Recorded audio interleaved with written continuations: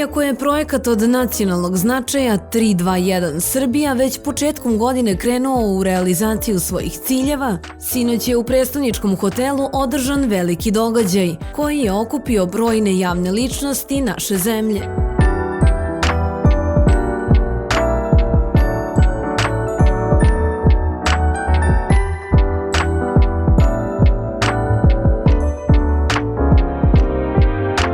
Jedan od ciljeva ovog projekta jeste da obezbedi potrebne materijale za promociju kompletne turističke ponude Srbije i na taj način pomogne svim državnim institucijama i projektima koji se bave turističkim temama. A naši poznati obožavaju da putuju po Srbiji, a ovo su im omiljene destinacije kod nas. Pa to nema dileme, ja volim Vrnjačku banju, tamo sam i živeo i radio, išao u školu i poslednjih godina Vrnjačka banja zaista napreduje kada je turizam u pitanju džinovskim koracima, tako kažem.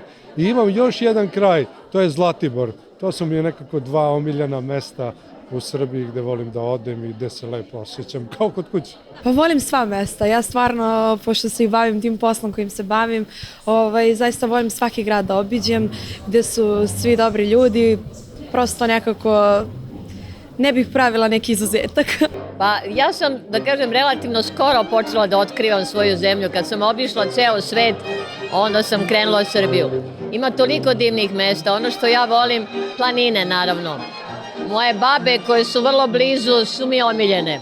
Kosmaj, ali najviše volim da se vratim Resavskoj pećini. Em je akustična, može se peva, svira dole. Onda volim manastir, volim Manasiju leti kad ima onaj srednjevekovni turnir.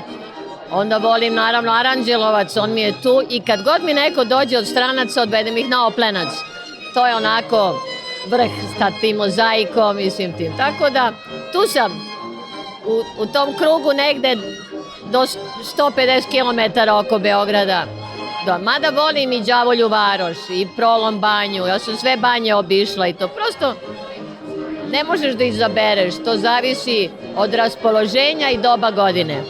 Pa ja sam sišao sa Kosmaja, da ne budem dosadan sa njim, gore živim naravno u Beogradu, eto, ali što se tiče odlazaka, pa da vam kažem iskreno, meni je nekako Zlatibor, ali onaj malo sačuvaniji deo i Zlatar. Znači, taj deo, volim Kop na svoj način, naravno, i Drina. Tara mi je možda favorit Tara i ona splavarenja Tarom, ali ja to nisam stigao da idem, ali sam često propratio, čak sam bio učesnik jednom na jednoj regati gde smo pevali i mislim da su to neke stvari koje su jedinstvene u ovoj zemlji da se vide.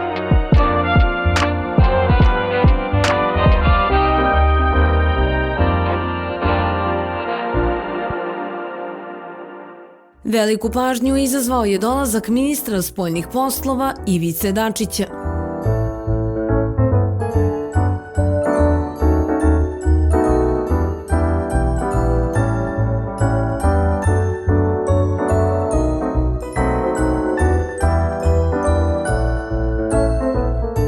Srpski turizam se vezuje i za bogatu gastronomsku ponudu, a kada smo već kod domaćih specijaliteta, bili smo znatiženi da saznamo u kojoj tradicionalnoj hrani najviše uživaju naše poznate ličnosti.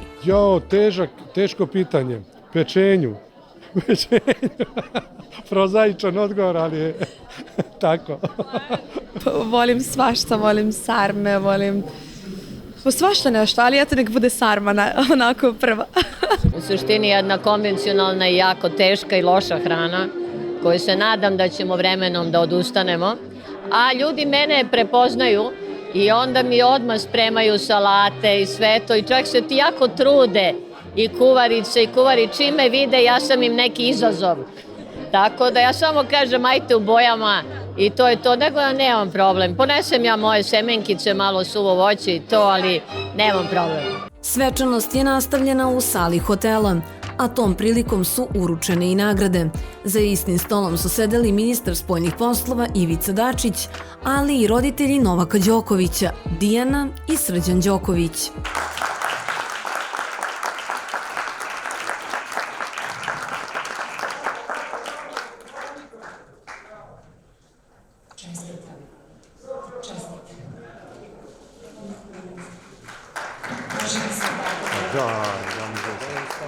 Pre svega bih hteo da pozdravim ovu inicijativu i ovaj projekat koji je zaista od nacionalnog značaja i obično posle 3-2-1 znate šta ide, to znači da krenemo u jednu opsežnu akciju. Mislim da smo ove godine uspeli i da ćemo uspeti da prihod od turizma bude veći od 1 milijardu evra i to je malo. Moramo da uradimo mnogo više, zato što imamo najveće bogatstvo, a to je Srbija. Srbija je najveće bogatstvo, verujte mi, prošao sam ceo svet, nigde nema lepše zemlje nego što je to Srbija. I zato, pošto me neko pita šta je ono po čemu se Srbija razlikuje i šta je ono što razlikuje Srbiju od drugih, to je jedno gostoprimstvo, jedna toplina, druželjubivost naših naroda. Oni to prosto u svetu ne mogu da shvate, jer ne znaju šta je to. Zato kogod hoće da nauči šta znači život sa dobrim ljudima, u dobrom raspoloženju, neka dođe u Srbiju. Hvala vam i živela Srbija.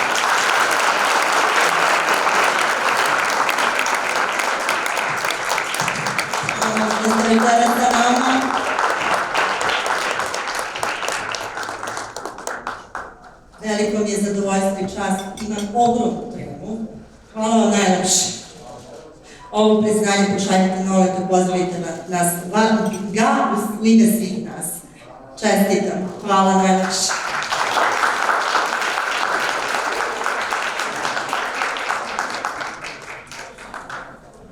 Ja bih mogao nešto da kažem sada, ali je teško pored političara, znaju to mnogo bolje nego mi. A mi smo nešto drugo bolje znali u najgore vreme za Srbiju i srpski narod i Novak stasao u vreme bombardovanja, sankcija, podcenjivanja, urnisanja Srbije i srpskog naroda, ali ništa nisu uspeli. Vidite da je Novak iznikao iz tog pepela koji su prosuli po nama ovde i mi se ne damo. I dalje smo živi i ne da smo živi, nego ćemo vrlo brzo postati perjanica ove Evrope u koju hoćemo toliko da uđemo, ali nam nikako ne daju, ne znam šta je sa njima, ali mi se ne damo i mislim da ćemo biti perjanice kao što smo bili i uvek u čitavoj našoj istoriji. Novak je pokazatelj da ništa nije nemoguće kada se stvarno želi. U najgore vreme, kada je boravak u našoj zemlji bio strašno težak i kad je izlazak iz zemlje bio strašno težak, on je stasavao, trenirao je pod bombama, ali se nije predavao i pokazuje da mi nismo nikakav genocidan narod, da smo mi deo stare evropske civilizacije, da nemamo čega da se stidimo. Mi smo stara evropska civilizacija i on je svojim primjerom pokazao da ništa nije nemoguće ako se stvarno želi. Svojim redom, radom, trudom, odnosom prema svima i svakome da se god nalazi u svetu pokazuje da dolazi iz jednog fantastičnog naroda, srpskog naroda. Živeli i ponosite se time što ste Srbi i što je Novak deo Srbije i srpskog naroda.